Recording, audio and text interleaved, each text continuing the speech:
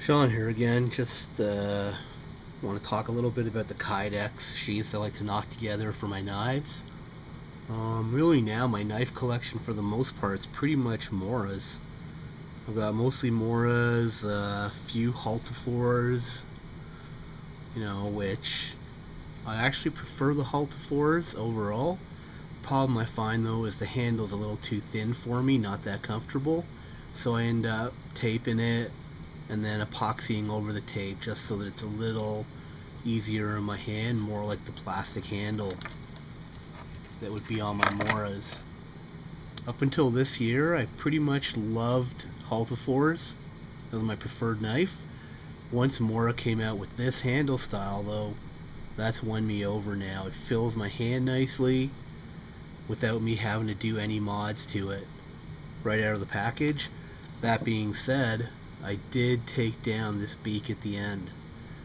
I just find that locks your hand in. For me, it's not bad. Not quite as comfortable as it could be. But what I like about it is when I do a reverse grip, now there's nothing poking into me. I'll show you here with a Haltifors. That's what would happen. So I have that bird beak poking into me. Not really a big fan of that. The 510, that one I pretty much just use in my workbench, so I don't mind. I don't really do a lot of reverse grips with it. For any real carving that I'm doing down here in my workbench, I'm probably going to be using this frost laminated that I just rehandled. Now I know the handle shape is pretty funky looking, but it just fits my hand so nicely. Great knife, funky handle, but feels really good. And that's the important thing, right? So I guess because I took this one out already, let's take a look at the basic 511 sheath I made. So what I just started experimenting with, and we'll see how good it works out, is when I fold over the Kydex here, instead of putting in a rivet, I just folded it over tight and pressed it. Now the likelihood of that coming off is pretty slim, but we'll try it out in the field, see how it works. But you can see I've got fire steel or a ferro rod holder here. Now I just put it on with a couple aluminum screws, really just because I like the anodized aluminum. I think it looks pretty cool. But you can see I've got a little shock cord here. Picked these up from the dollar store, and the thing I love about it is I cannot lose this fire steel even if I tried.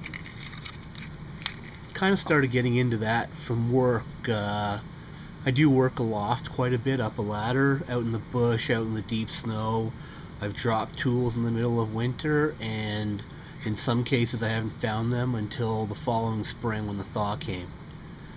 So I figure out in the bush, out on a walk, whatever, I don't want to risk losing that. Yeah, I do have a lighter, I do have matches, I have all kinds of stuff.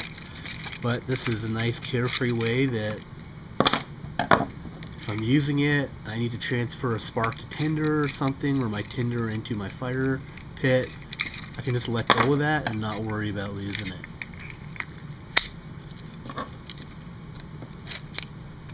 Now, this knife pretty much was intended as a neck knife. Really, that might be a little overkill, but what are you going to do? Okay, then I've got this exact same idea. Similar sheath again. I've got this Night Eyes S-binder here with the locks on them.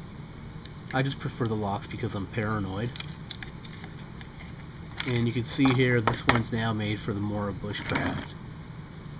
So it's a little dirty, but the bushcraft forest, it's basically the bushcraft version of the Mora 2000. I love this knife. Honestly, it takes a beating. The bushcraft handle, I sand down that finger groove there, so it's a little more flat.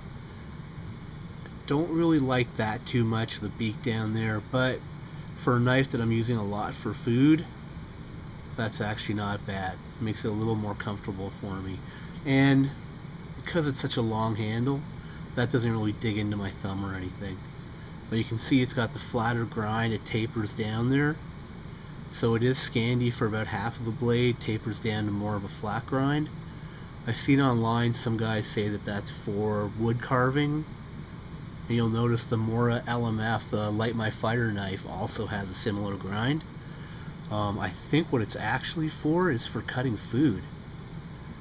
Just that if you're slicing food like carrots, anything kind of hard like that, this flat grind actually makes it a little better. It's more of a slicer and not so much wedging it apart like the Scandi portion does in my experience. Great knife though. I mean, it does taper, so if you want a thicker knife that you can beat up, you might want to go more for the Bushcraft orange in stainless, or it's also called the Bushcraft Survival, where I think it's black with gray inserts, gray plastic here. But it's thick blade, it's identical to the Bushcraft Black, just that it's stainless steel. It's not bad. I mean, you could pry with this thing. I've batoned with it. It's fine. It takes a great beating. You know, I just find it's not as much of a laser as something like this Bushcraft Forest would be. But I actually prefer that for winter. I find with this one, there's hopefully less of a likelihood for the edge to roll. Now I'm thinking the geometry is probably pretty similar, but somebody who knows more about knives could probably explain that a lot better as far as that grind.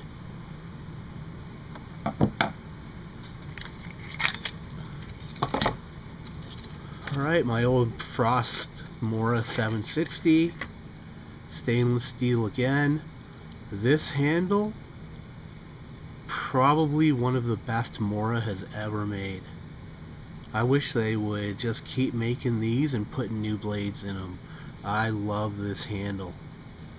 The only handle they have that comes close to this for being as comfortable, in my opinion, is the Mora 700 series, 711, 746. But that is a great handle. Very thin blade. Pretty flexible. Not bad for slicing. Again, it's got the Scandi grind all the way down. Not that great for harder vegetables and stuff. But for just general bushcraft slicey knife, this thing is amazing. And again, like I can't state it enough, great handle. I just knocked together a new sheath for it. I didn't carry this one for a long time, kept it in my tackle box, but I don't know, I'm kind of thinking I might start whipping this one out again. Try it out maybe this winter and see. Alright, and then last but not least, hopefully, this is actually a sheath, a K-Bar Becker sheath for their tweeners. So the BK 15, 16, 17. I've got my BK 15 up in my kitchen. I love using that for taking turkeys apart. But a benefit of it is the Mora bushcraft knives fit in there perfectly. So I've got my one snap strap here at the top. The guy on Bushcraft USA, Terry Barney, actually did this to his sheath, and I really like that. You can see mine's all coming apart now, but easy enough to replace and much more convenient than having that snap strap. Then I've got my little shock cord here. This one I actually covered with gutted paracord. It looks pretty cool. The only problem though is it soaks up water, so maybe not the greatest, but it looks cool. Inside the pocket, I've got my old Leatherman Wave, and then a brand new ferro rod. Look at that, not even one strike on it yet.